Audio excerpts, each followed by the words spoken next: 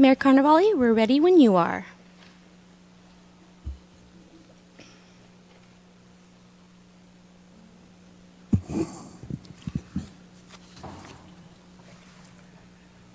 No, you're fine. You're fine.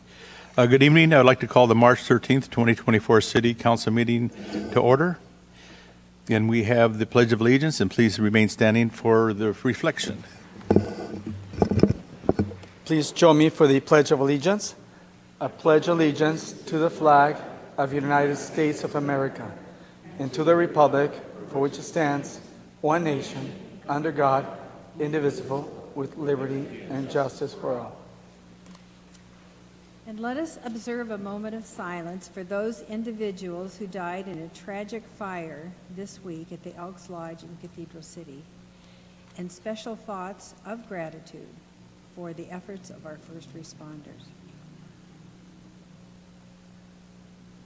As we gather today as City Council members and City staff, guide and direct our actions, ever mindful of this opportunity and responsibility to be of maximum service to our community. Amen. Thank you, Council Members Gutierrez and Lamb. City Clerk, may we have roll call, please? Councilmember Lamb. Councilmember Gutierrez. Here. Councilmember Gregory. Mayor Pro Tem Ross. Mayor Carnevale. Here. Let the record show Councilmember Gregory is absent. Thank you. Mr. City Manager, do we have any changes to the agenda? I have no changes, Mayor. Thank you very much. City Clerk, would you please read the statement of participation? Public comment is the opportunity for members of the public to comment on items that are within the City Council's jurisdiction, but not on the agenda. Because of restrictions contained in California law, the City Council may not discuss or act on any item not on the agenda, but may briefly respond to statements made or ask a question for clarification. The mayor may also request a brief response from staff to questions raised during public comment or request that a matter be agendized for a future meeting. Public comment will be limited to 3 minutes. If you are a member of the public and wish to address the City Council, please complete a request to speak form available at the entrance and submit it to the City Clerk. You will be called upon at the appropriate time. If you have materials or other items to present to the members of the City Council, please do not approach them. All materials shall be presented to the City Clerk for distribution. Mayor, we do have a couple requests to speak. Our first speaker will be Yasmin Espinoza.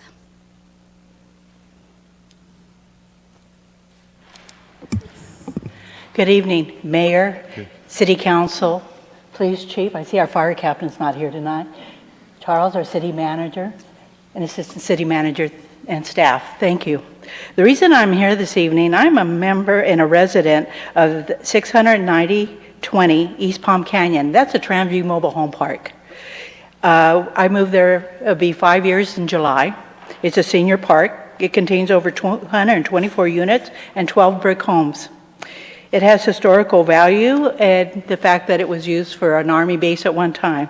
Our snowboard residents come in from November to April, which are now 20% of our park. They used to be 80% of our park.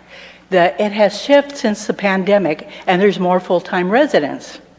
The reason I'm here is because, along with my neighbors, is because we have a water issue. Our aging water system in our park has severely cast iron and is breaking down on a weekly basis. As of today, we've had 12 breaks since December 28th. So when those breaks happen, the residents are to fill up water in their bathtubs or hold gallons and stuff. And can you imagine an 80-year-old woman trying to fill up her bathtub, or even that you can't cook, you can't do laundry? It interrupts our current way of life in the 21st century. And if it goes on, not only hours, days that we've had this happen, 28 of them.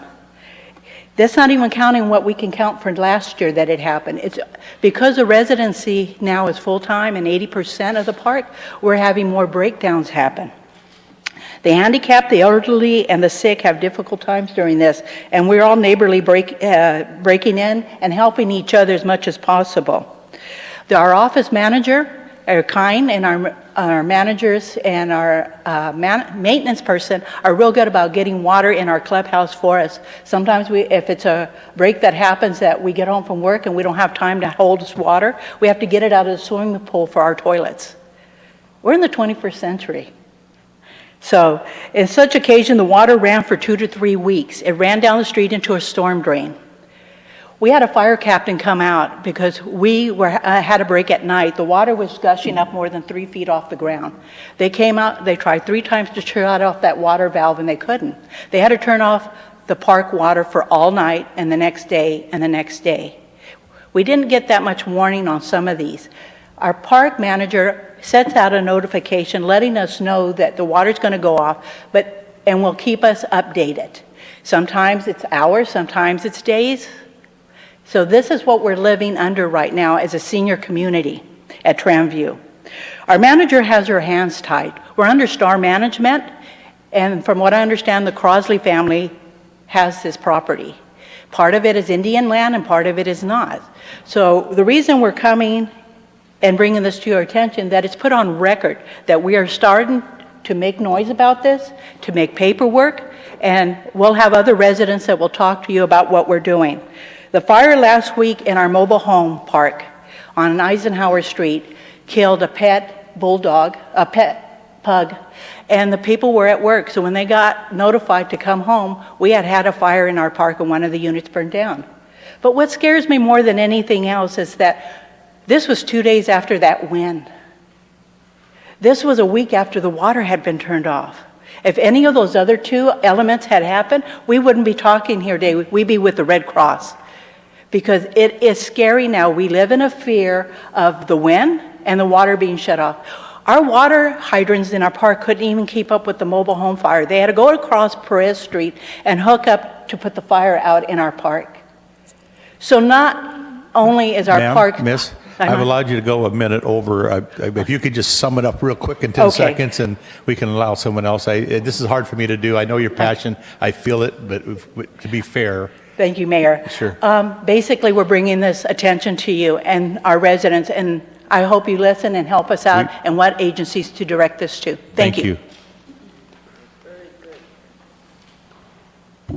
The next speaker is Mark B.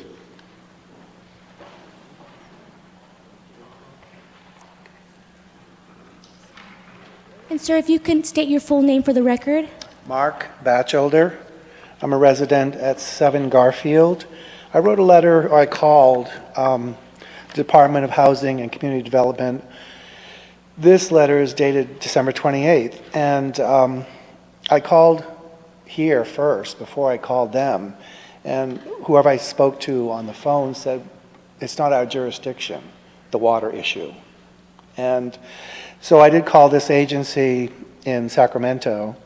They wrote me back. I have the letter here, and they said that they would I should contact the Cathedral City Building Department Mobile Home Parks Program, which I didn't know existed. So the issue is the water pipes are really old. So I can show you the letter that I got. Do you have a copy of that, or? I don't have a copy, but this is the letter. Okay. Yeah, Christine can make a copy of it, and we'll pass that on. And this has been going on for years. I mean, I remember Rita, I think you brought me bottled water one time a few years ago. It was like in August, when it was shut off for 2 weeks, and it was August. And I remember the water bottles. So thank you. That's all. We'll get you that copy, sir. Thank you. Thanks, Mark.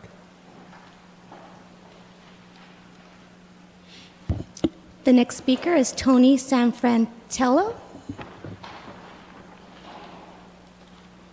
Hi, thank you all for hearing us. Tony, my name is Tony, what's your last name? Sanfrantello, Sanfratello.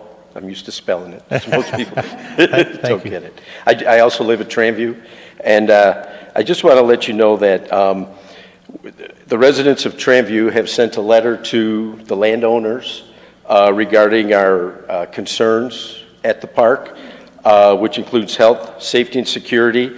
There's a lot of people living in the park that are not registered to live there or are approved to live there, and there's a lot of issues with drugs and homelessness that goes on there. We started a neighborhood watch to try and mitigate some of the issues that go on there. That has helped. We've, been working with the police department. Thank you. Fire department has been there for the recent fire, but we're trying to just let the landowners aware of all the issues that we have going on. Matter of fact, one of the residents had a almost $5,000 damage from rats from one of the abandoned buildings to her car. So it's very serious. The other part is the infrastructure, numerous water shutoffs, as other residents have spoken about. One of them lasted 5 days. The streets are in terrible condition, slip, trip, fall hazards. And again, with the fire department, the residents have a grave concern with the fire department not being able to properly put out the fire. They had to run the hose across Perez to fight the fire of the unit that we just had on fire on there. And then as well as the park management, they don't follow the mobile home residency laws as well as their own park laws, rules and regulations. And just leaves a less than desirable image at the park.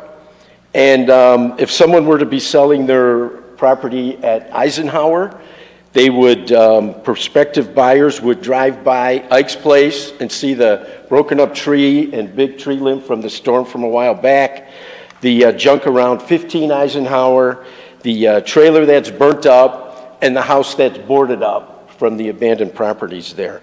We're very proud of our history, and we just want to make sure the landowners are aware of what is going on there. There will be a subsequent letter going out with our documentation and pictures and correspondence to the landowners, and we just want to make the city council aware of what we've got going on over there.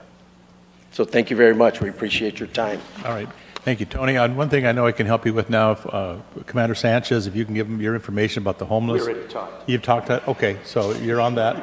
We have a team that will get on that too, so thank you. Very much. Appreciate it. Thank you. The next speaker is Jens Mueller.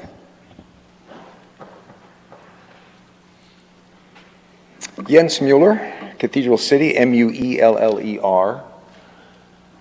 I expect more.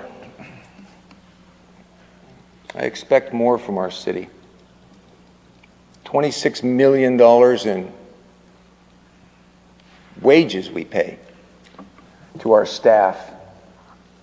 $26 million, and we have a code department which is ineffective, to say the least, and we can do better. Charlie, you took some of the wind out of my sail because I was going to come up here and start screaming like I did 4 weeks ago. So let me recap what happened 4 weeks ago. I was upset that we were not writing citations per Andrew Finkelstein said we're not writing citations for trash cans. We're simply overwhelmed with legacy cases. This has been going on for years. 2 or 3 years ago, the city had over 1,000 legacy cases that were not paid. Simply weren't paid. Citizens said, we're not paying them. You guys can go pound sand. So what did our crack staff do? Let them go. Clear the books. Well, you would think that as a business owner, I would say, well, wait a minute, okay, that was a mistake. Let's try and fix it. Well, what situation do we find ourselves in now, today? The same situation. We have over 1,000 cases again. This is wholly unacceptable. Charlie, we pay you $300,000 a year to come up with a better solution than that. And when you leave the city soon, you'll be getting a pension from the rest of us, one that we can only dream of. And all we ask is that you come up with a good solution. Rancho Mirage has a great solution. If they see a fine, they cite the homeowner. They mail a ticket to that homeowner. Starts off at $100. At the same time, they send that citation to a company called Citation Processing Center. They hold on to it for 30 days. The city gives this homeowner 30 days to correct it. But in the meantime, the city goes back in 10 days and cites them again at a higher level. Now they've got 2 fines to pay. What happens? Generally, they pay the fine. What doesn't happen, in 30 days, if they don't pay the fine, then this is where data processing comes in, or citation processing center comes in. They issue 3 notices to this person. If they don't pay, it goes to the state income tax board. And then it gets collected at the end of the year. Rancho Mirage has virtually 0 legacy cases because they're proactive. I'll be back in 4 weeks to see what you've done, but in the meantime, I hope that you will take time at your staff meetings rather than having donuts and coffee, and you come up with a better solution. Thank you. The next speaker is Martha Vistica. Hi, good evening. My name is Martha Vistica, V-I-S-T-I-C-A. I've been a homeowner here in Cathedral City since June of 1990, almost 34 years. I had an issue similar to the last one, but I don't have enough time today to talk about the RVs and the camper storage all over the city. It's horrendous. My 2 issues I'm bringing up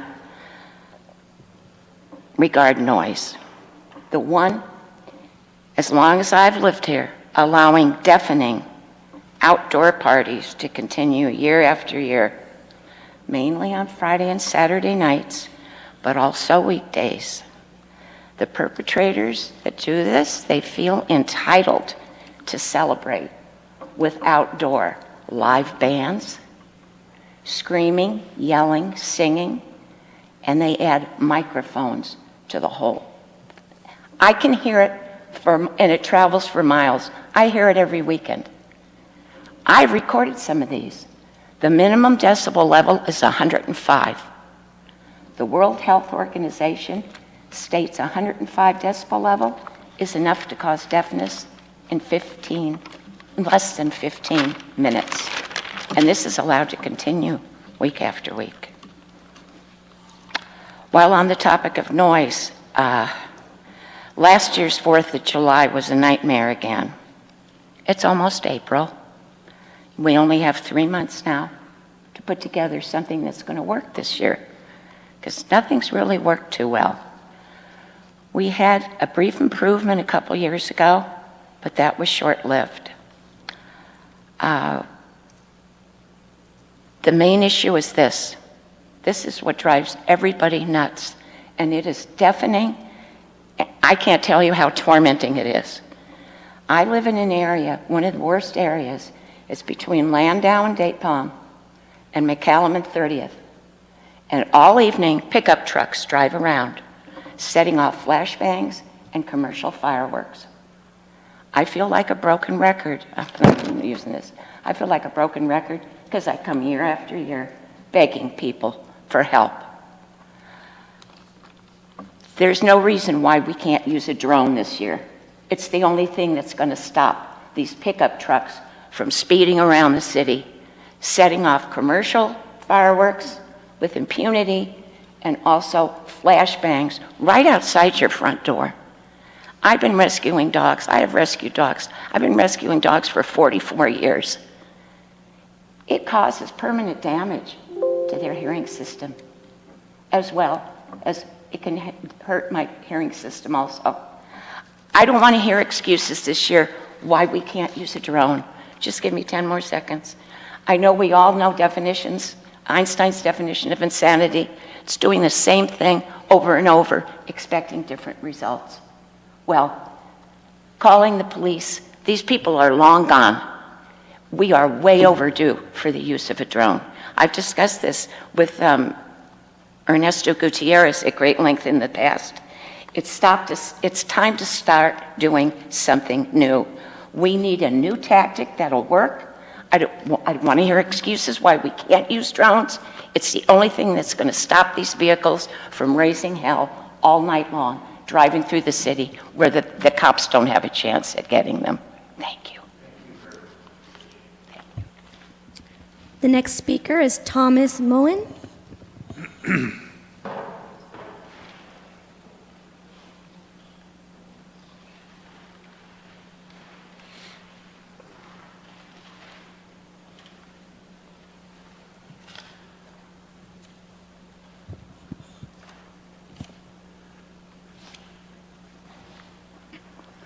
Good evening. My name is Thomas Moen, 45-year resident of the Coachella Valley, 45-year shopper in Cathedral City before you were an official city. I know what I'm going to talk about. A lot of people don't want to hear about it anymore, but I want to address Varner Road. Supervisor Homer Varner was honored with having that portion of Highway 99 named after him after he died in office. They also named Varner Cove on the Salton Sea after him. He was such a nice supervisor, he went all over the county to meet with city councils that had questions about the county to answer them. Try to get that done these days. Anyway, Varner Road was annexed by Cathedral City, and Kathy DeRosa, very nice, good lady, signed an agreement that if Riverside County would turn over the area of Varner Road to Cathedral City, it would be managed in such a way that at least 2 hotels would be built west of Rio del Sol, and fast food restaurants would be built, and other improvements to the road, make it a 4-lane road. But what's happened? It just sits neglected. It's full of potholes. And my wife had a flat tire inflicted by Varner Road, and she sat there, and the tire technician came out, changed her tire. It was 7:30 in the morning. And he told her she was his 8th customer that morning on Varner Road. Flat tires. Cost me $100 to fix that. And that's not fair. We've had promises made and promises canceled. The last thing I understand is the council here has said, we'll fix the potholes on Varner Road, but that's it. That's not fair.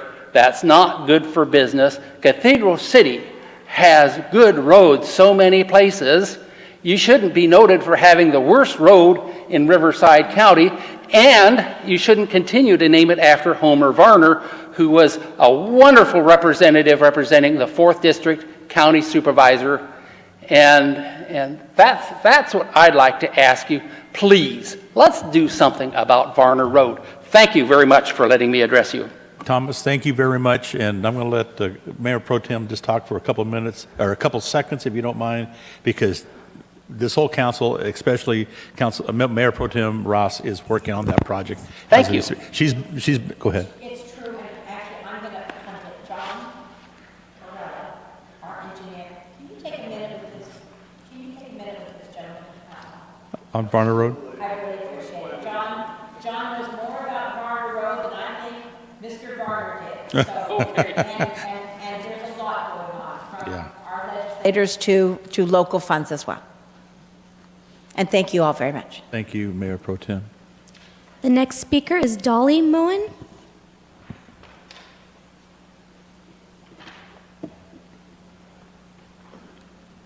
I'm sure you've heard this before. Hello, Dolly. Yes, I'm a 39-year resident of Desert Hot Springs and also a 39-year shopper with him. And I am the person who had the flat tire. And I am the one that was sat on the side of the road waiting for the tow truck. And I travel that road quite often, and the road is in desperate need of repair. And thank you for keeping your shoppers safe. Mayor, I do not have any more requests to speak forms, but if you're a member of the public and you wish to comment on items not on the agenda, please raise your hand. And Mayor, I see none. Okay, thank you. I'd like to just address the residents at Tramview. There's certain things that the city can and cannot do with private properties and residential. I would just ask maybe, Tony, if you could reach out to Charlie McClinton or, over there, okay. Andrew, if you could just exchange cards, he can explain what the city can do, what we can't do. So I'm going to just leave it right there. We're not really allowed to comment, but in this case, Mayor Pro Tem Lamb said you were coming, and it's very important on her schedule too. So if you could step outside, or all of you step outside, and he's a gentleman and a hard worker. Thank you very much. Was that it on council reports? Yes. Yes, so, ma'am. you know what I mean. Thank you very much. Okay, we're going to get into. John is in the silver coat. Do they know what I'm saying? Yeah, no, I don't know. Let me see here.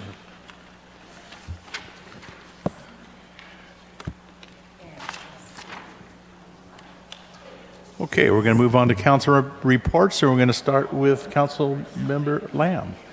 All right. Thank you so much. And first of all, I just wanted to say again how fortunate we are to have our fire and police and public works and public safety officers that did such a remarkable job at the recent fire that we had at the Elks Lodge. So thank you again. And I wanted to start out with some good news about Cathedral City High School. I'm one of the few that gets the actual copy of the Desert Sun delivered to my house, and I'm a paper person, so and it's Cathedral City High School is among 293 secondary schools and the only school in the Coachella Valley selected statewide for the 2024 California Distinguished Schools Program. Says, and this is a quote, "All of us at Cathedral City High School are honored to be selected as a California Distinguished School for 2024, said Principal Guillermo Chavez. The key to success is nothing more than hard work and a dedicated staff. The students in our community come from hardworking families that want to see their children succeed."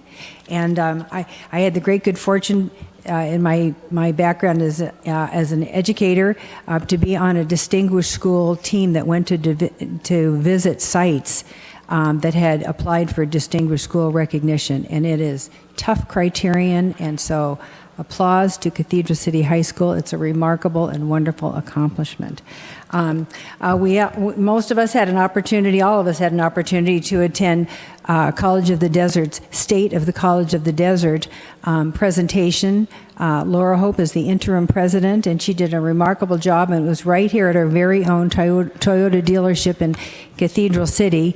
And certainly it was highlighting the upcoming Roadrunner Motors, which is our automotive and technology center that's soon to be built. So that was really a wonderful, wonderful accomplishment. I'll save LGBT days because I'm sure we all cross paths doing a variety of activities with that. But Yoga in the Park is a great success. We have beginning yoga, gentle yoga at 8:30 and power yoga at 10 a.m. And I've met more people. It's wonderful. I met a couple from they winter from Oregon, young wonderful lady from Minnesota, couples from Ontario and Calgary, Canada, and I want to thank a shout out to our communications department and Kevin Lockwood for doing a remarkable job, because all those folks that chatted with me all go to the website to see the upcoming events. So in years past, things have happened and people, sometimes they missed it. But anyway, people are now going to our sites, finding out what all the good things that Cathedral City offers. So I'm quite delighted with that. And I had the opportunity to meet with a young woman who is, she is the regulations person, I'm not sure what the description is, for a new cannabis business that's going to be on Perez Road, and she just wanted to make an invitation and an introduction to meet me and to meet staff at Cathedral City before embarking on that project. And I want to close with this. This is in another thing coming from the Desert Sun, but it's called Desert Magazine. And they always have a highlight at the very end of it, recognizing some feature of our Coachella Valley. And this particular month, it was Cathedral City and the father of our country. So if you'll indulge me. There's no denying that Cathedral City might not have the architectural cachet of Palm Springs or the exclusivity of neighboring Rancho Mirage, and it might have suffered a decades-long prejudice since some of the first businesses were mob-owned joints, like the Dunes Club, owned by Al Wertmeyer of Detroit's Purple Gang. However, the city has a claim to blue blood ancestry that no other city in the valley comes close to matching. In 1853, Colonel Henry Washington, nephew of President George Washington, also known as the father of our country, was dispatched by the government to survey Southern California. The region was wrested from Mexico only 4 years earlier and became the nation's 31st state only 2 years earlier. Basing himself in the San Bernardino Mountains, Colonel Washington and surveyors meticulously measured, recorded, and named features all over the Mojave, no doubt hoping they'd stumble across and find a similar to that up north at Sutter's Mill. Washington did find a rather unusual canyon in the Coachella Valley in 1854. He named it Cathedral Canyon, after the distinctive spires that reminded him of European cathedrals. Alas, a flood in 1946 eroded or destroyed many of the spires. Nevertheless, the new city along Highway 111 took its name from the distinctive canyon, thanks to the nephew of our first president. With that, I'll close. Thank you. Member Gutierrez. Thank you, Mayor. Nice to be back again. Hello, Marty. Since we last met, I attended a Cathedral City Boys and Girls Club golf tournament. It was a great tournament. It was to raise funds for the Cathedral City Boys and Girls Club. Scott Robinson and staff do an amazing job actually taking care of the kids and also raising funds which take care of all the activities that the boys and girls do on a daily basis. The event was a success. Several of my friends loved to attend it, and as a matter of fact, our mayor plays in our team. He wasn't able to make it this year, but we won first place again, back to back. But I also attended the LGBT Days, which took place this past weekend here in our city, and it's a wonderful event. I was telling some friends that I did not think that the bed race was the funnest. I thought it was something just, in other words, stupid. But the first time I attended it, I was completely taken back how fun it was and how exciting and how much effort and excitement people put into it. Now it's one of my favorite events to come, and sometimes this year I was asked to be a judge. I declined because I'd rather watch what goes on behind the scenes. I stood right next to the judges, but it's hard to judge because there's so much that goes on and so much fun and enthusiasm by every participant in those bed races. But this year, the fire department took it. The police department was just a little bit short, but they're always in competition. But it's so much fun. And I believe that each and every year, since I've been attending the LGBT Days, it seems like we get more and more people attending the event. This year, for some reason, I looked all the way up and down, and we had a good amount of people attending the event, so I believe that's the case. I also attended the Taste and Sounds of Cathedral City. That event happened to us twice, me and Aphrodite, that we attend the event, and we plan something right after. So we get there, we're going to be there for half an hour or so, just show our faces and leave. Well, 2 weeks ago, we got there, the event started, we were there until the very last song. So it wasn't half hour, we stood there for 2 hours. The event was just phenomenal. Now, yesterday, I also attended the event, and I was only going to be there for about 30 minutes or so. I had other things to do. Well, we were there for almost an hour and a half. The event, the music, is just incredible. And the sound of that amphitheater is amazing. There's an event that's going to happen. Marty, you will love this. I believe it's April 2nd, the Dreamboats will be playing at the amphitheater. They play 70s and 80s music, I believe, or just 70s music.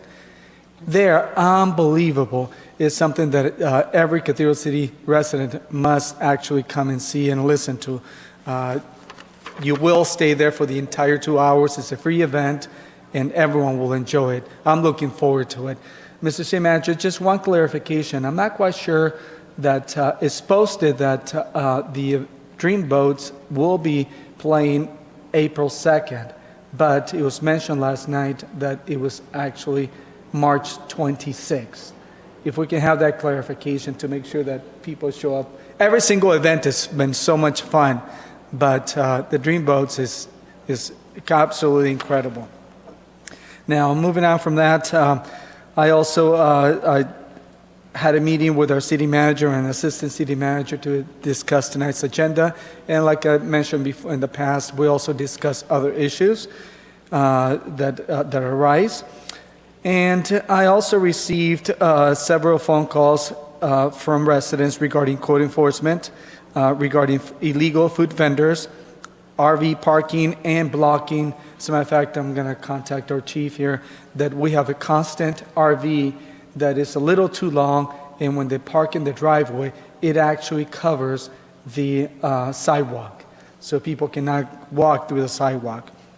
And I also get other complaints, most of them regarding other issues regarding code enforcement, and I address a lot of them. I forward them to our city manager, and some of them I address them myself, and I tell them to please be patient. We're working on it, and hopefully soon we'll come up with some answer how to continue to beautify our city. So that's all I did, Mr. Mayor, and that concludes my report. Thank you. Always busy, Councilmember, always busy. Mayor Pro Tem Ross. Thank you so much, and thanks to those people watching tonight. I spent 3 days in Mexico with my husband getting his implants. If you've ever been through this, it's a big deal, but I'm really happy to not have an Appalachian husband anymore, so it's pretty good to have teeth back. Taste and Sounds, he couldn't have said it better. They're just wonderful. The whole event is so much fun. Speaking to my husband, I have a deal with him because we're really busy here that he only has to go to half of the events. And he gets to choose on a weekly basis. You know, if there's going to be 5, he has to pick at least 2, mostly 3. But he did agree to come to Taste and Sounds. And do you know how bummed he was on that first time he came? And they ran out of food. It was so successful that they actually didn't have anything. And I didn't have anything at home either. I met with our Assemblyman Greg Wallace this last week. Yeah, I think it was about a week ago. And talked about Varner Road, which is what that gentleman was here to talk about as well as a couple of programs he has coming out in the next month. One is going to be on March 5th at the Senior Center, and it's about how to avoid scams. And I think, you know, especially for our seniors, that's really important. Our young folks, they don't have enough money to get scammed. We all worked at painting the Rainbow Crossing this year. It looks just wonderful. It's Women's History Month. Go girls. LGBT days were great. So bed races. My first year doing the bed races. I am sitting tall and I'm ready. And that time we had a sheet of paper for each contestant. And the first contestant came by. And by the second one, I was like, yeah, go. At the end, I hadn't written anything down. And it was time to just like, okay, let's get the best one. Anyway, I'm enamored every year at how great the floats look and the carts and how hard people really work to win. I participated with the pancake breakfast for cops at Date Palm Country Club. I represented you at the mosquito and vector control at Sunline Transit and at the CVAG Energy and Sustainability groups. I also was at COD of the State of the College, and I'm going to tell you, they did not serve dinner. They had charcuterie boards that must have been, I don't know, do you think 3 feet square? 42 inches. 42 inches square. And I have now learned that if you give people meat and cheese and vegetables and fruit, what more do they really want? And crackers. What more do they really need? And wine. Well, yeah, and lots of wine. So anyway, it was really great, and I don't think I'm ever going to cook a dinner again. Don't tell Bob. Then we're going to be back at Day Palm Country Club on the 7th of April. No, that's the Boys and Girls Club. Right. On the 12th, I think it is, 12th of April, with the fire department doing emergency preparedness, and we're pretty stoked for that. You were talking about the Boys and Girls Club. As I left the house today, my husband was working on the Flintstone mobile, because we are going this year as Fred and Wilma, Yabba Dabba Doo, and he is all in making a half car of some kind. And we are going to run all the way there with our bare feet or something like that. You and I also met with the Salvation Army and talked about their upcoming annual event and what we could do to participate and to help them. And that seems like a great thing to work on. We're going to be going to the Toyota College of the Desert, which is where State of the College, which is where this wonderful charcuterie were. See how I am food before actually getting anything done. But, that's how it is. I met this week with a builder, actually with 2 different builders, with 2 different communities, and this weekend I've been invited to join Montage for their big community picnic. So that keeps us hopping. Thanks. Thank you, Mayor Pro Tem Flintstone. Wilma, to you, buddy. Okay, let me just go down the list here. The State of the College address was great, and that food was put on by our local caterer, New Leaf Catering, Scott Robinson. He does a fabulous job. And again, the pancake breakfast at Day Palm Country Club, that was for the local citizens on patrol at Day Palm. That was they had a really big turnout. Next Monday, I'll be attending District 4, State of the District. Supervisor Perez will be giving a report on how the district is going. Of course, the fire at Elks, we're all saddened by that, but we're glad that the fire department, all the first responders and the police department did an excellent job there. LGBT weekend was just a blast. It's, as usual, everything that we've done over the past couple of years just keeps getting bigger and better. Sound Skills did a wonderful job there, so it was really interesting. St. Patty's Day is coming up. I believe there's going to be a what is that called? A speed check or a stop check for a police department? What is that? A DUI checkpoint? Is that what it's called? Okay, and I don't know where it is, but I'm not going anywhere on St. Patty's Day, so you won't see me out there. And then, of course, we have this Butterfly Festival that Karen puts on this Saturday, March 16th, Panorama Park. It's Celebrate Butterflies. And since Councilmember Gregory's not here, and Councilmember Lamb got to read something, I just wanted to read this a little bit about the butterflies here. It's called The Truth About Butterflies. There are over 108, there's 18,000 butterfly species that live all over the world, and I'm going to read them all to you right now. Just kidding, I wouldn't do that to you. All right, I believe that's all I got. The butterfly, that's it? Okay, so let's move on. City Clerk, will you please read the consent agenda? Item 3A is to waive full reading of ordinances on the agenda. Item 3B is the minutes approval for February 28th, 2024. Item 3C is to receive and file payment of claims and demands for February 2024. Item 3D is to authorize a budget amendment in the amount of $29,250 in fiscal year 23-24 and $29,250 in fiscal year 24-25 to cover the cost of a contract to provide public education consulting services. And that concludes the consent agenda. Okay, thank you. Are there any members of the public who wish to comment on any item on the consent agenda? I did not receive any requests to speak. If you're a member of the public and you'd like to comment on the consent agenda, please raise your hand. And I see none, Mayor. Any council comments? I see that we're ready for a motion and a vote. We have a motion by Mayor Pro Tem Ross, a second by Councilmember Lamb. Motion carries all ayes. Good, thank you. Now we move on to zoning ordinance amendment 23-002, amend the zoning ordinance to add chapter 9.116, 2-unit residential developments and urban lot splits. May we have a staff report, please, City Manager? Thank you, Mayor, members of the council. Sandra Molina, our Deputy Director of Development Services, will present this item. This is one of the series of changes we had to make to our code in order to comply with state law, and this is in response to SB 9, I think it was. Sandra? Yes.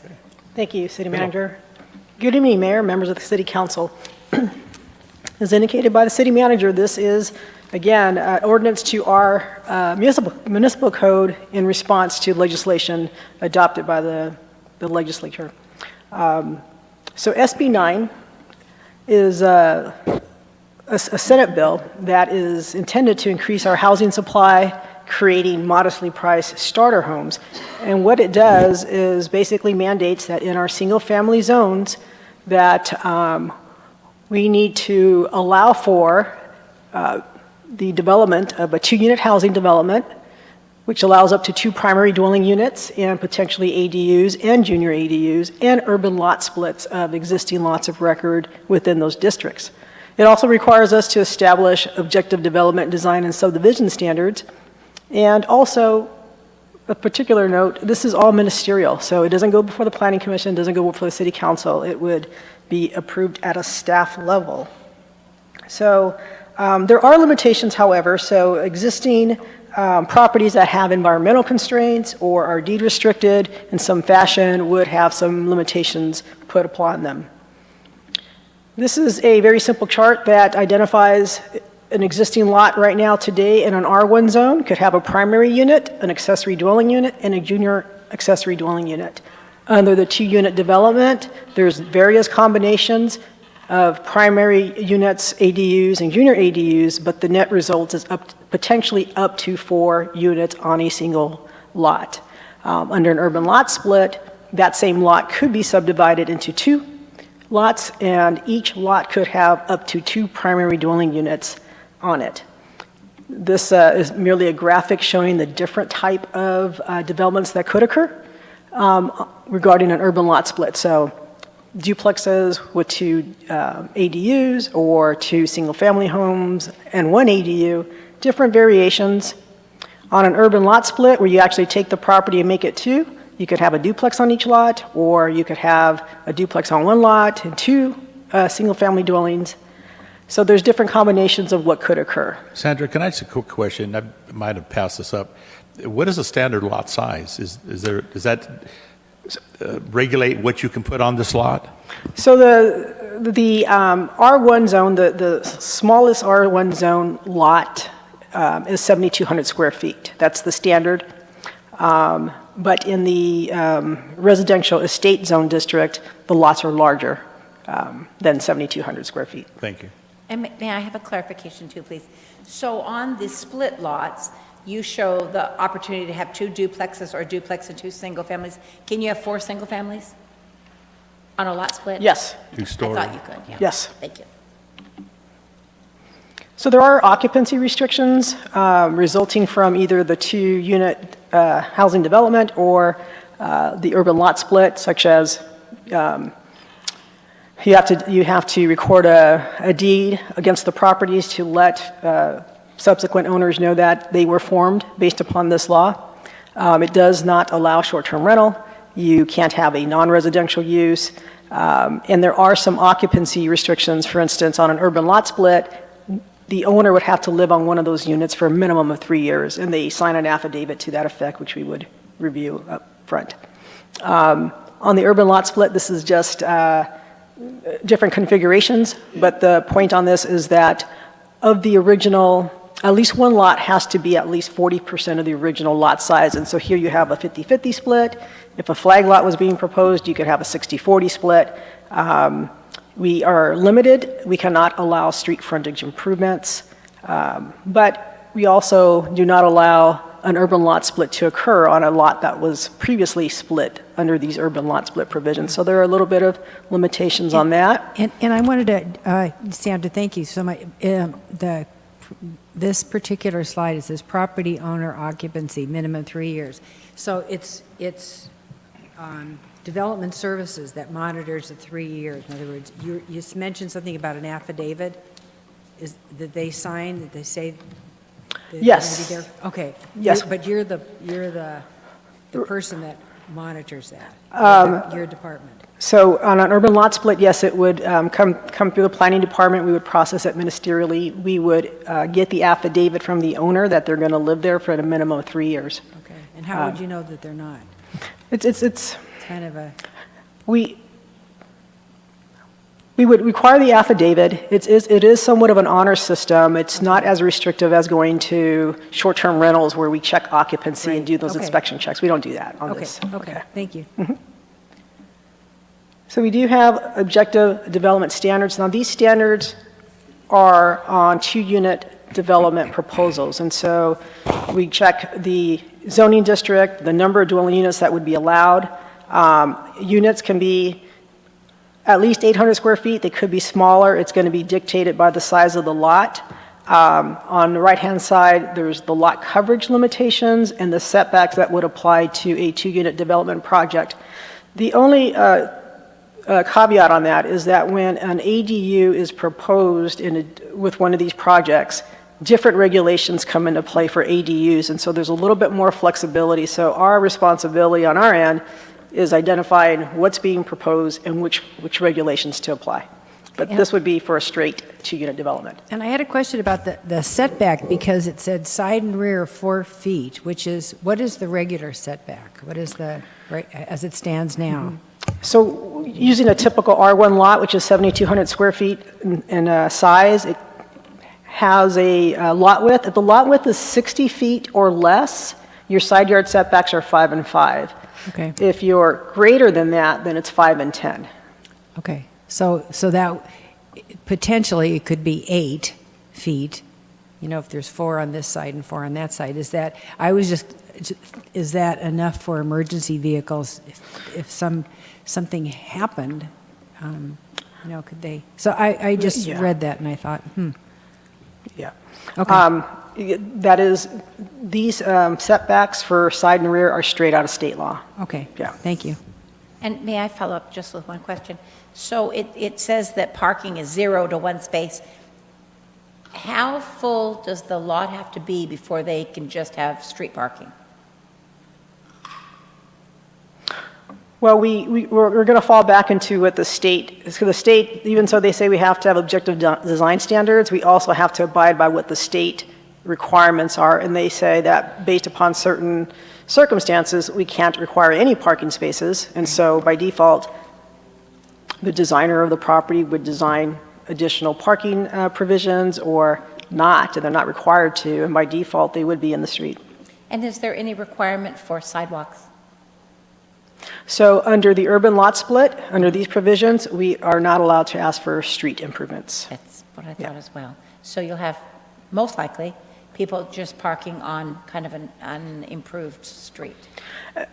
Possibly, I mean, but we don't know how many of these we're actually going to get. You know, the law became effective about a year, 2 years ago. We've only had one application come in for an urban lot split, and so we are required to have the standards. How many folks would actually take advantage of it, it's unknown. Thank you so much. And I wasn't trying to say that to be fearful to anybody, but, you know, eyes wide open. Sure. So we did go to Planning Commission, and there was a public hearing, and Planning Commission did vote to recommend that the City Council adopt an ordinance establishing SB 9 provisions.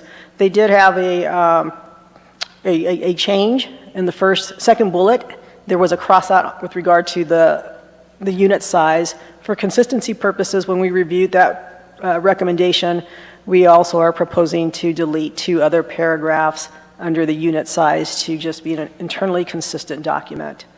And with that, we would recommend that the City Council conduct the public hearing and introduce an ordinance to add Chapter 9.116, 2-unit residential developments and urban lot splits, to our Title 9 of the Cathedral City Municipal Code, and provide first reading.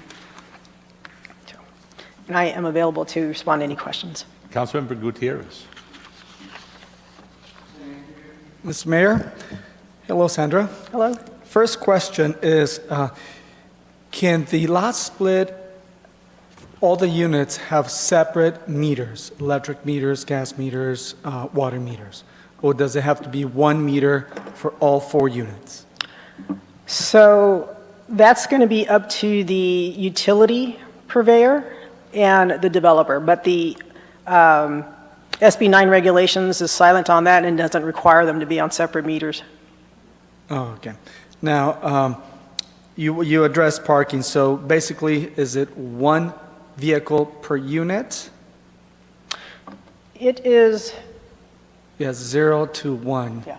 I would need to look specifically at the code because it depends. For instance, if the property is near a bus hub, a hub for public transit, or in proximity to a bus stop, it does then reduce or eliminate the requirement for parking. So it's going to be site-specific.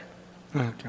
Now, I see that the setbacks from being 5 and 5 on either side, 20 in the front, and I believe it's 50 in the back, they have been modified then, correct? Yes, under the provisions of SB 9 and what we're proposing, it would be 4 and 4 on the side and rear. 4 and 4 on the side, and in the rear as well? Yes. Okay, and in the front? The front would maintain what's required by the zone district. Okay. Now, in the front, the 20 feet, if a property is built, but it has sideway entrance into a garage, it can be 15 feet, I believe? If the garage is a side-on garage where the roll-up door faces the side of the house? Correct. Yes, it's a reduced front yard setback. Okay. Now, does this apply to single-family residents located in HOA? Do they have to also comply or abide by the state law? If a property on the face of it, we're looking at whether it's in the R1 zone or the other single-family zone in the district. But I would defer to Eric because there may be CC&R restrictions. Yeah, my answer to that question would be if they came in with the permit, we would have to allow it. It's then up to the HOA board to fight with the state about whether they would allow it. But we're going to be in a position where we have to follow the law. It's being imposed on us by the state. This isn't an optional thing that any of us really like. It's what we have to comply with. So you just answered my last question, that state law will supersede local and HOA ordinances and regulations. Whether it will supersede HOA, I don't know. It will certainly be the law we have to comply with. Okay. Well, that's all the questions that I have. Thank you. Yes, go ahead. Just one more, please. And thank you so much for taking this on. I know it's difficult to remember all of this, and it's a lot of changes going on. But I am just personally concerned about a 4-foot setback, and you open your door to go outside, you wouldn't be able to get around that. I mean, I think it impinges on some safety issues if you open a side door or a back door and it's a 4-foot and your door is 3 foot, 30 inch, somewhere between 30 inch and 36, you would not be able to then go behind that open door. I understand your concern. Our limitation, though, is, as indicated by City Attorney, this is being mandated to us by the... No, I completely understand, but you're our intermediary between the state and us. We aren't dealing with them directly, and I'm assuming you are.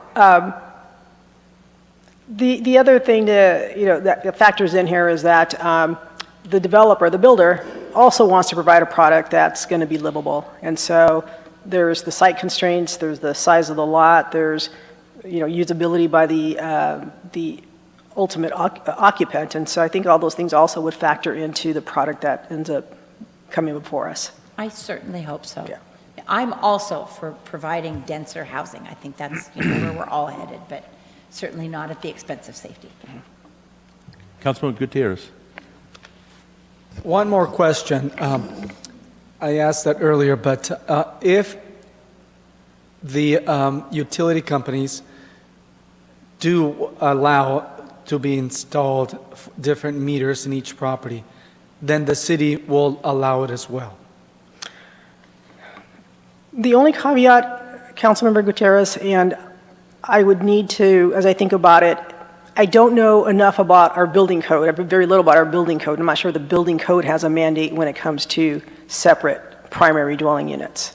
And so to respond to that question, I need to check with them to see if there's any provision. Okay. Thank you. Okay. Thank you. At this time, I will open the public hearing. Are there any members of the public who would like to provide public comment? Mayor, I did not receive any requests to speak forms, but if you're a member of the public that would like to provide comments on this item, please raise your hand. And I see none, Mayor. Okay, at this time, I will close the public hearing. Are there any comments from the council?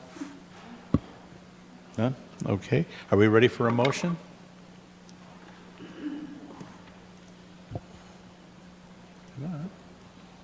Is yours working? No, I'm blocked. Mine's not working, Christina. No. Not working? Okay, let me try on my end. There you go. There we go. We have a That's it. motion.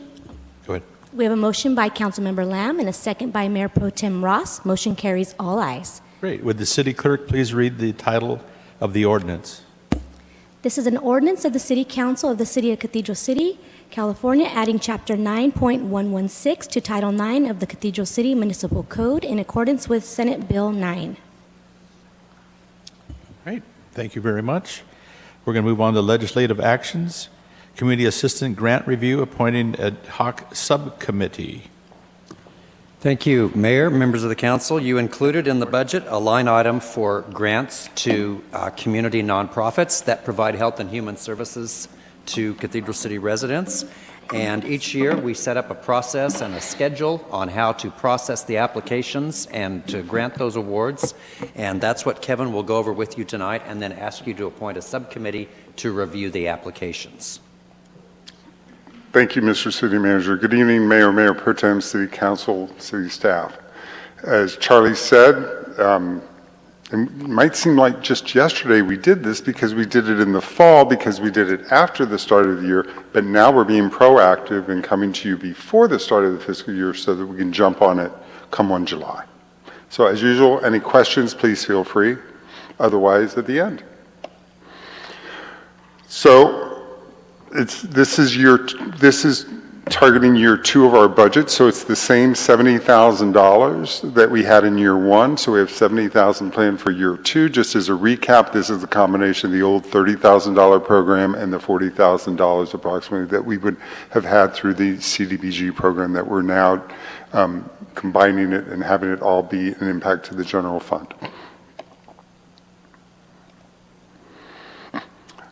So last year, we received applications, we received 25 applications, and we awarded 19 grants. Just as a tidbit, we've actually paid out 17 of those grants. So 2 of them have not followed through yet. We do go after them and pester them, but we have paid 17 of the 19. Those ranged anywhere from 1 to 8,000, and last year we did it as a 1 to 15,000 from an application standpoint.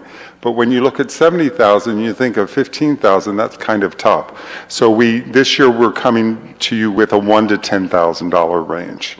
We just thought that that might be prudent, so hopefully that's okay with you all and you support that.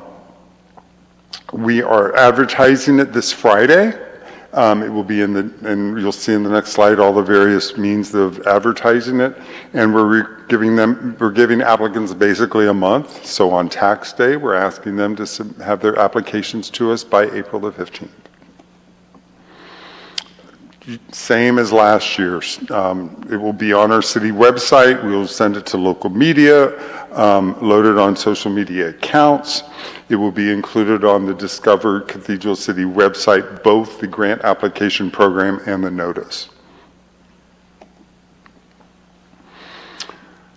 So there's a change to this based on the action that was taken in the afternoon study session, but I didn't change it on the slides because that's what was published. So we will be providing the applications for a subcommittee review. So 2 of you lucky souls will be able to participate in that review. And we would be looking to do that review on a non-city council week. And the 2 weeks that we're looking at doing that are April 29th through May 3rd as a first option, May 13th through May 17th as a second option. And that is What was the second one? I'm sorry, what was the second one? May 13 through 17, which is a non-council week, because then the following week is a council week right beforehand, before Memorial Day. We were then going to be coming back to you at the June 12th meeting, but based on the action this afternoon that it looks like we'll be vacating the June 12th meeting, we'll probably push this back to the June 26th meeting. Okay, Kevin, quick question on the option 1 and 2 on the dates. Could that be decided by whoever I pick to do this, or does it have to be? Ooh, you're going to pick. Okay, yes, Or it can be choose, decided. We just wanted to throw it out there, sir. Let them decide. Yes. Okay. Totally. We didn't want to do it on a council meeting week just for everyone involved. So yes, we're totally open. But we will bring it to you all on June 26th at that meeting at the end of the month. These guidelines haven't really changed. For funding nonprofit 501c3 or a tribal governmental agency based in Cathedral City or demonstrate that they provide services to our residents and or our businesses. Applicants must be able to demonstrate they receive funding from other sources, not just from the city of Cathedral City. Preference will be given to applicants meeting health and human service needs of underserved populations, which ties back to an example of someone that might not make it through the cut is something that you all talked about this afternoon, or I think I remember hearing this afternoon when Art in Public Places. If it's tied back to prize money or things like that, we're not really looking at grant applications for that kind of thing. And we had a couple of those last year that the subcommittee didn't go after because of that kind of thing. So I just thought I'd get that out there for the general public. So this is our ask this evening, is 2 people to participate in the subcommittee. It looks like there's a vacant seat, so it would be easy to nominate someone that may not be here, but we'll leave that up to you all. Okay. Thank you, thank you. Are there any questions from council? Yes, sir. Is the amount going to be total amount of the grants? Is it going to be 70,000 or is it going to be different? 70,000. So, and we made sure last year, sir, that with respect to the 19, it was to the penny. Okay, thank you. Okay, any comments from the public? Mayor, I did not receive any request to speak forms, but if you're a member of the public and you'd like to comment on this item, please raise your hand. And I see none, Mayor. Okay.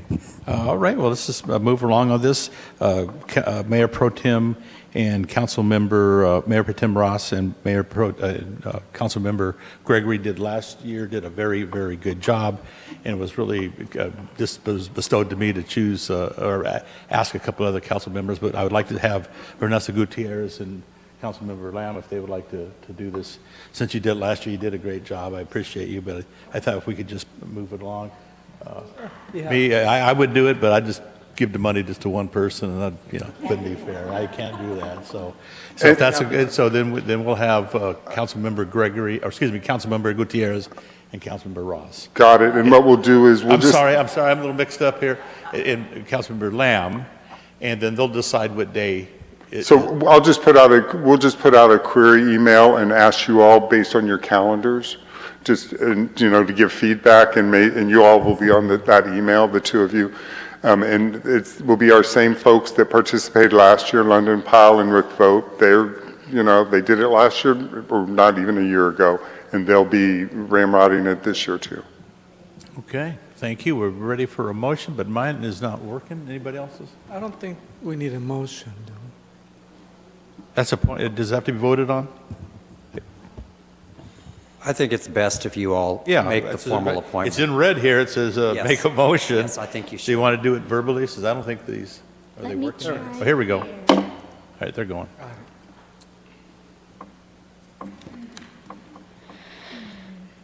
You see that, Christina? 1 second. It just popped back up.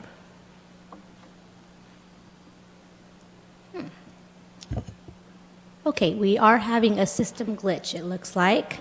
I show here that I have a motion by Councilmember Lamb, is that correct? And a second by Mayor Pro Tem Ross, is that correct? Okay, and motion carries all ayes. Okay, wonderful. Is that correct? Thank you. And thank you both for taking this project on. It's very important to the community. It's difficult to do, but thank you. And now we're going to do presentation of intergovernment implementation. May we have a staff report, please, City Manager? Thank you, Mayor, members of the council. I'm happy to have Matthew Levy from our IT department, who is the project lead on this project, and they've really been making excellent progress. It's something we've struggled with for years, and we're finally making progress on that. We already have some things online, so Matthew will tell you about that, and then where we go from here. Thank you, City Manager. Good evening, Mayor, Mayor Pro Tem, members of the council. My name is Matthew Levy. Like Charlie said, I'm the Enterprise Systems Analyst for the city. And tonight we're going to give you a nice project update on our EnerGov Citizen Self-Service. Excuse me, and you're new, right? Pretty new? I'm new. This is my 6th month, Mayor. Okay. Yes, All right. 6 Well, months thank in. you. How you liking it? I love it. Yeah, all I right, live good. here. I like so, to hear that. Yeah, this is. Hear that, Charlie? Yeah, Loves it. my town, and so working for my town's been a dream forever. Yeah, Thank you, Matthew. for many years. Thank you. So what is Citizen Self-Service? Citizen Self-Service is a 24/7, 365 smart gov solution. It's a module that's built into our EPL EnerGov software, and it's a website portal that allows residents to apply for permits, plans, and licenses 24/7, 365. In addition to application submission, residents can pay invoices, request inspections, renew business licenses, submit plan revisions, print permits, licenses, and basically manage all things Cathedral City in one portal, anytime, anywhere. And on the bottom, you can see a picture of our portal. There's a lot going on there, so we're going to kind of get to the nitty-gritty in a couple slides here. So what are the benefits of CSS, and how do we do things now? So we have a little sad face there, so you can laugh. It's okay. We have excessive manual processes in the city, which leads to delayed processing times. Staff enters paper applications into our systems. We do a lot of manual emails, manual phone calls, manually renew thousands of licenses, etc. Our residents have no access to the service after hours. Residents get sent to multiple city locations to accomplish one task. It can lead to staff frustration, resident frustration. We have disparate solutions, things like Excel tracking sheets, old databases, legacy softwares, etc. Invoicing and payment inefficiencies are great. We still use some old credit card authorization forms from the early 2000s. It all leads to incomplete records in the system, basically due to improper setup. But the benefits are our future. Nice big smiley face over there. We're looking at streamlined processing of plans, permits, and licenses. We will now be able to offer our residents a 24/7, 365 service. It will increase our staff efficiencies, allowing them to do things that they've never done before. It will save our residents time and money. It'll increase revenues, reduce human error while reducing paper. I think, Councilmember Lamb, I think you like paper still, but this is going to reduce the paper that we don't like, right? So one single application can trigger many other citywide processes, which has never been done before. Basically, a complete records that are in one system will lead to our future of our city, for our future staff to come in and look at a record, see full transparency on that record and organization, which really makes people happy when they see that. So we talked about some bad stuff. We're going to talk about some good stuff here. Real quick on the reduces human error. Would that possibly mean if you're filling out a permit and they don't put the correct information or number there, they can't continue any further? Something like that, Mayor. More along the lines of like when we do a lot of manual paper processes, writing's not so well. So these are more of like automated processes. But yeah, that could be an example too. Many different human errors, invoicing, fees. When we give the ability for a system to make, in other words, we're doing black and white programming. There's no more gray areas, so a lot of fees can be wrong with human error, not calculating based off of manuscript, stuff like that. Yeah, this is magnificent. Thank you. Thank you. Matthew, to piggyback on his question now, for instance, if you're applying for a building permit and you type in your address, if you mistyped instead of a 6, you put a 9 in, then it doesn't pop up. So that is actually very much like that. Yes, thank you, Councilmember Gutierrez. Yes, and with the new software, we're actually utilizing our GIS, which we're going to get to in a second, but we utilize our own GIS layers, so there's no wrong address. If you put the wrong address, you won't see it. So, but yes, stuff like that would be a manual error, very much so, where there's not even an ad. What is this? What is this thing? You can't really do that in the system because it's based off of, again, a black and white programming, meaning you can only select addresses from our layer, from Riverside County, which is then programmed into our GIS databases. So, a great question. But some notable staff accomplishments to get to some of the positive things that have happened in the last couple months. But basically, we did a project rescoping, started in September of 2023. where we performed a risk analysis, a process or rediscovery of our processes, and then we entered into contract with Tyler Technologies, the software company that sold us the software. We started the project re-implementation in December of 2023 around Christmas time, and really started the real classroom sessions and reprogramming and testing and training only in January 2024. The departments involved in this project re-implementation involved building and safety, planning, engineering, fire, and business licensing. One of the little case studies here we want to talk about, though, is this Solar App Plus, which is mandated by the state and governed by the state and funded by the state. And what it is a integration with our software that allows for expedited plan checking on all residential rooftop PV installs. For a nominal fee, our residents can go to this site, or installers can go to this site, they get based off an algorithm, they type in all this stuff, and they get an instant approval or denial from this third-party company called Solar App Plus. They then take it to us, to our portal, upload a couple things, click a couple buttons, pay their fees, and we were able, which allows for rapid processing, we were able to take a 4 to 8 week permit issuance process to a 1 to 2 day process from this integration. What it did moreover than that, though, that's all great for statistics, but what it did is it changed our minds on how we could issue permits, and it really opened up staff's minds to really get creative. So it opened our minds moreover than anything and really gave us a new way of thinking. If you look down on the bottom, though, we said, well, if we could do this with Solar App Plus, what else can we do it with? So in these classroom sessions, the building and safety team started this kind of thing. So I want to give them some kudos because they did a great job and they're really allowing for progressive thinking. But if you look down the list here, we took the residential solar PV roof install and took a 4 to 8 week processing time, made it 1 to 2 business days. The residential HVAC changeout, the main service panel, the water heater, a residential window door swap out, a residential re-roof, a temporary power pole, residential sewer connections, non-residential main service panels, all from 2 to 6 weeks, give or take, to 1 to 2 days. That is incredible. Which is Matthew, pretty. Now, all this is automated. People do not need to come in to actually completely be ready, for instance, to do either the PV solar or actually re-roof or change the water heater, correct? You're exactly correct. So they can pay online, they can pull a permit online, print the permit online, everything. Hypothetically, you'd be in a different country. Yeah, hypothetically. Thank you. Absolutely. So to kind of continue with the notable accomplishments here, these are our online transactions since January of 2024. Very limited sample size here, but previous to December 28th, we had basically 0 online transactions, literally. But in December 28th to January 31, we were able to process 79 transactions online for a total of about $52,000. The average transaction was about $657. In February 1 to February 29, we processed 99 transactions with a total of about $54,000 and an average per transaction of about $545. Again, very minimal sample size, but we see an upward trend here. If you look at the day of the week statistics, this can go very far in other decision making here, but we won't get into the weeds. But you can see that Wednesday is usually a busier day because we're doing permitting, people are working in the field, stuff like that. But it really, we want to look at these numbers in the future when we get some better quantitative analysis here to see what kind of staffing we need, how much reduction, basically where our residents are coming in, if we need to staff upstairs or downstairs, whatever. But again, very small sample size here because we only have about 10 to 12 permits that are live right now. They're coming though, they're coming. So that's all great, but how do our residents get to the portal? We have 4 different options as of right now. We're adding 5. I didn't put it on here because they're not live, but the city website we built onto the homepage on an online service tab. The city app has online services built into it, so you can access it from the city app.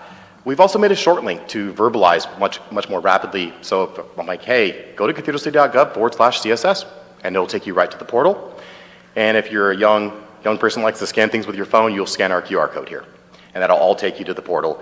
Didn't add the kiosk, but we will be adding kiosks in downstairs and upstairs and at the fire department administrative side with Chief Demir over there.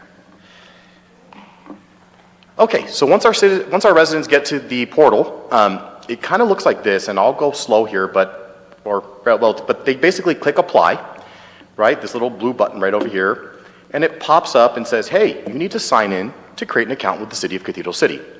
IT has worked pretty diligently to authenticate via what's called SSO, or single sign-on methods, where we allow our residents to use Google, Apple, Microsoft, or Facebook to register with the city. If they don't want to do that, they can create just a traditional account and just use any email address they have and just sign up. Once they do sign up, every application, license, permit, plan kind of follows a 7-step process. And here you can see 7 steps. So I just wanted to highlight the first step, which we talked about, Councilmember Gutierrez, the locations, which is GIS based, which I've been in other cities before, and you can create permits in these old systems, and it wasn't even a piece of land sometimes, right? Or whatever it was just nothing, like a parking lot. But this, again, is GIS based, so the location has to be in our layer. Then step 2 goes into a description or a scope of work. Step 3 is contacts, which we define as a city. So if we need a contractor, a property owner, and a whatever, we tell the applicant, this is what you need to get this done, and they can't go any further until they get that requirement done. Step 4, which is more information or questions, we set up these certain questions that have automations tied to them, so we can ask certain questions like, how many plans are in your plan set? And that will drive a fee. We can also drive other things with those as well, like drop downs, but basically we can program automations off of these cool questions. Step 5 are the attachments, which we predefine as well. So if you're applying for a certain permit or license and we need XYZ attachments, we tell you we need these or else we can't do anything for you. So what it does is it just creates an efficient workflow, and we get everything we need up front, hopefully. Step 6 is the signature stage, which there's an e-signature built into the software, which I'm going to show you in a second. And that's where we can also put disclaimers of, hey, you're going to sign this, but this is our disclaimer. And then we have a review and submit, which is the point of no return. If you click submit, there it goes. So in here we have a kind of, on the left-hand screen, you can see the signature page. We built a nice little owner-builder declaration for the Building and Safety Department, contractor declaration, and you literally can sign on a tablet, you can sign on a computer. If you don't feel like signing, you can just enable type signature, very much like Adobe when you're filling out forms, and you can just type in your name. On the right after they submit this into the city, an invoice is immediately generated without any human interaction, which is a big deal for us right now. Before, we had to generate every single invoice, every single fee had to be touched, and we said, no, we're going to build automation on this. So the resident can immediately see what they're paying. They can see exactly what revenue account it's going to, at least for finance knows, because they are the ones who program all that. So it travels much further. The efficiencies go back to the finance department that can click a button and say, post it, and it already hits the right accounts. But in the top right corner, you can see add to cart, which is just a regular old checkout cart.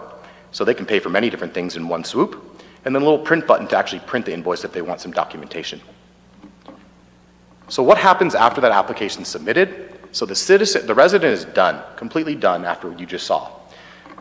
But for staff, we basically can field residents submits applications 24/7, 365. Staff processes using workflow automation. Staff processes submitted records. There's a review step here that if their application has review files, like plan files, we send it to a digital program called Bluebeam for plan checking, which allows for anybody on the team to come in and make markups at the same time. So you can see in live time if fire's touching it, engineering, planning, or building. Then we go to permit issuance. Permits are issued with a click of a button. So staff clicks a button, the permit is emailed to the applicant, it's attached to our record, it's attached into the portal, and it's for ease of use, and you'll see a little screenshot of that in a sec here. The inspections are requested via the CSS portal. After they are scheduled, they're accessible on our inspectors' iPads in the field. So again, it's all in one solution here, many different integrations happening. After the final inspection is resulted, workflow automation closes the record, because the worst thing in the world is to have a system with incomplete records, which we had a lot of. So we used automation to close the record out. So I know there's a lot going on here, but we're going to focus on just the first picture over here. This is inside of a record after a resident submits an application to us. And you can see here progress is 0% on workflow. You also have some fees due. And then they have some available actions. So again, they've submitted, they don't feel like paying right now, but maybe they want to pay now. So again, this available actions tab is dynamic and changes over time for different actions whatever is happening in the workflow. On the right side, you see after staff has processed and issued this permit, you see progress, 33% completed. We've issued your permit, passed on 3/8/2024. And you can see the available actions have changed now to request inspections. On the top right of your screen, you see a print icon. They can print their permit right from there. What I'm trying to show here, though, is that workflow, progress, and available actions are immediately updated in live time when staff process the record. They're not going into two portals. They're working in one portal, and they work side by side together in unison. So these are some screenshots. I know, again, a lot going on here, but the first little screenshot is my inbox on my iPhone on iOS. When staff click the button, an email gets generated with an attached permit, it shoots it out to their inbox, and that's what you would see if you were looking at your mobile phone in the field and you're like, oh my gosh, my permit's been issued, I won the lottery, right? And then over here, the middle one, it's just a bigger picture of the embedded permit inside someone's inbox, and that's our little permit issuance message, very simple. And then the main permit that they can print from the portal, which is a full-on permit. They won't have to come to City Hall to get this printed, but in years past they would. So to conclude, I just want to do this quote really strikes a chord with me because progress lies not in enhancing what is, but in advancing towards what will be, and we really did a good job of that, I think, with staff.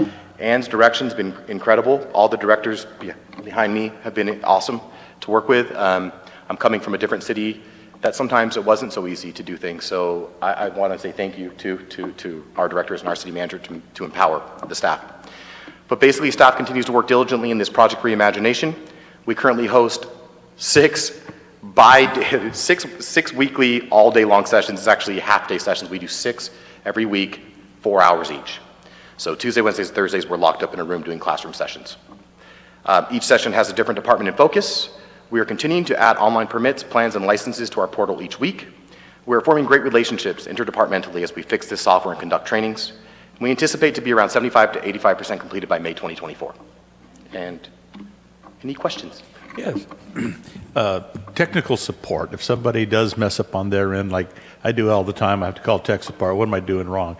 Is there a phone number that you're going to call, or is there a help button on there? Traditional methods would still do that for us, Mayor, so they could phone any of our city departments, give us the record number, and staff would be able to assist that. In the classroom trainings, that's a great point. We are training our staff how to be proactive in this new environment of work.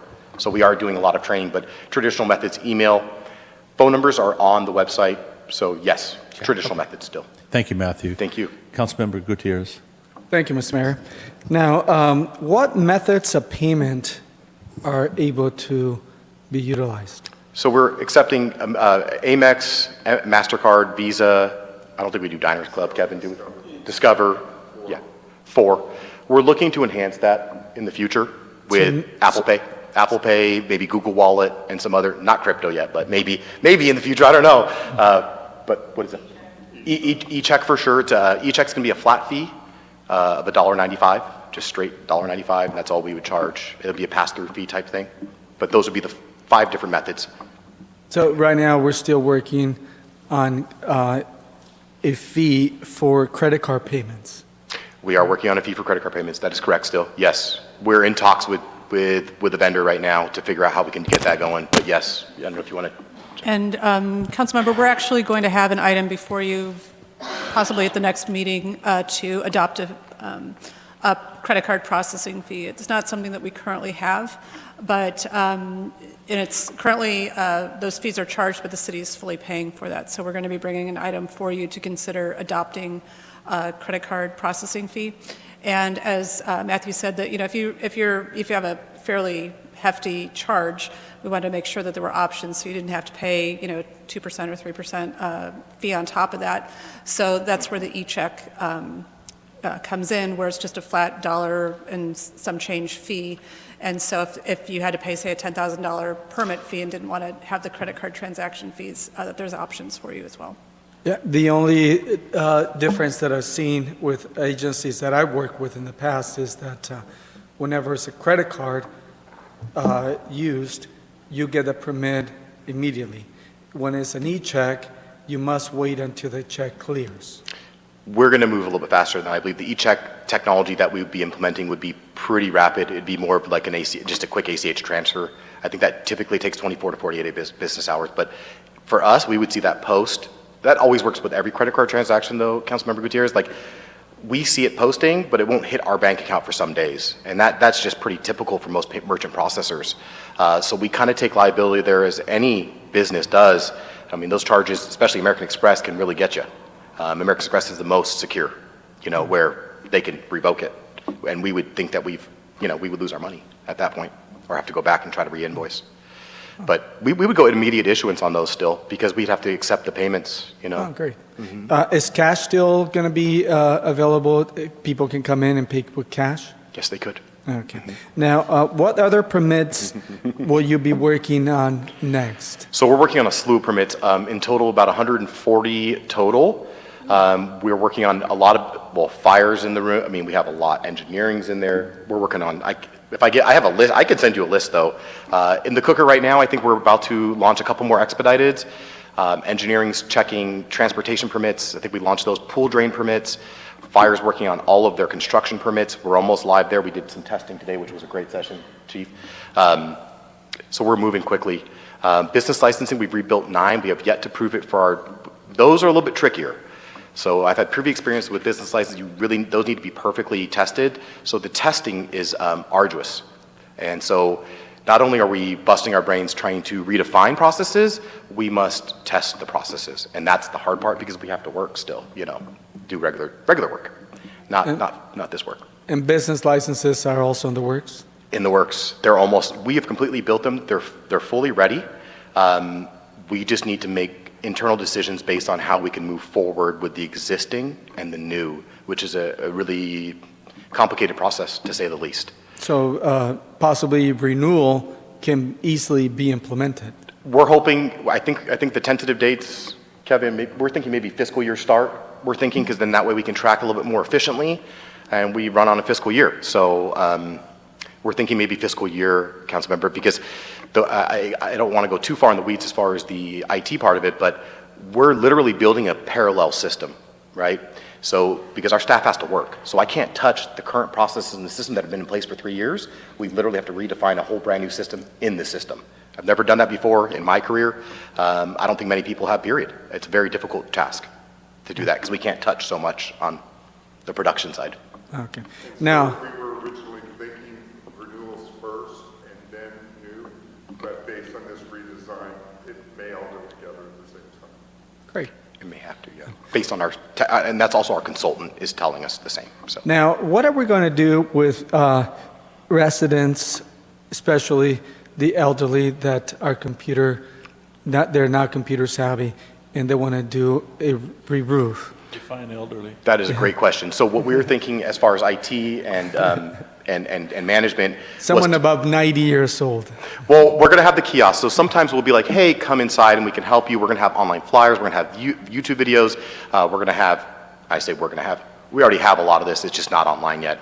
And then we also were thinking about doing some webinars, live webinars, and actually doing screen sharing. And hey, let's see your screen, and actually helping like little online sessions, But can residents actually come in and our staff can actually because some of them, strangely enough, a lot of them still do not own a computer. Correct. So can they come in and actually sit down? Staff will actually help them with the process? Absolutely. Yes. We'll have a kiosk right in downstairs, right in the community development counter. Oh, okay. Yep. Now, one thing that I was talking to you, that will be easy also to implement right away will be block walls. Block walls are in the cooker. I believe we just released those today. Okay. So those should be live when I go back to my computer and make them live. Yeah. But literally, we're releasing new ones almost every day. Well, I'm happy to hear the process and can't wait. I utilize the same program with a county. Yes. So it's very similar. Too, yeah. Yeah. Yes. So I'm It is happy exactly to the see same the program. progress and hopefully in a couple of months we'll have it fully completed. I promise. Thank you. All right. Matthew, have you ever thought about, or are you in the works of, we have a lot of Hispanic construction workers. Will they be able to eventually have this in Spanish? It's a great question, Mayor. So in these sessions, we always try to use language, and we always say it, will this be easily transcribed to Spanish? So yes, we have it in our minds at all times when we're making these questions. If it's a complicated English question, we try to dumb it down, not dumb it down, but dumb down the language so that it can be easily translated. And so yes, there's built-in Google Translate into the software natively. Yes. Very cool. That's a great question. Nice. Well, thank you. Thank you. Thank you. Any other questions from council? So we're pretty much eliminated now, right? I mean, you can just do it all online. You don't even need us. No, you do. No, we're still going to have a human element, and that's in the trainings as well. People always ask the project. I think it's time, huh? Am I getting kicked out? Am I 3 minutes over? Yeah. Oh, there it goes. You're along with us. We're out of here. Yes. Sorry, I lost train of thought, but yes, no, there's still a huge human element to all this. Technology is only as good as us, so we have to drive it. So, thank you. Thank you, Matthew. Thank you. Let us know how we can help. Thank you very much. Any members from the public? Mayor, I did not receive any request to speak forms, and I believe it is just staff here in the chambers. All right, any more questions or comments? All righty, well, this item's for information discussion only. There's no formal action required. Are there any items on the council that we would like to discuss for next agenda? Nothing? Nothing? Okay. I would like to ask, where are we on getting the autism speaker? That was a future. You can take, let me finish up, you can get over there. The next regular city council meeting will be held on March 27th, 2024. Meeting is adjourned.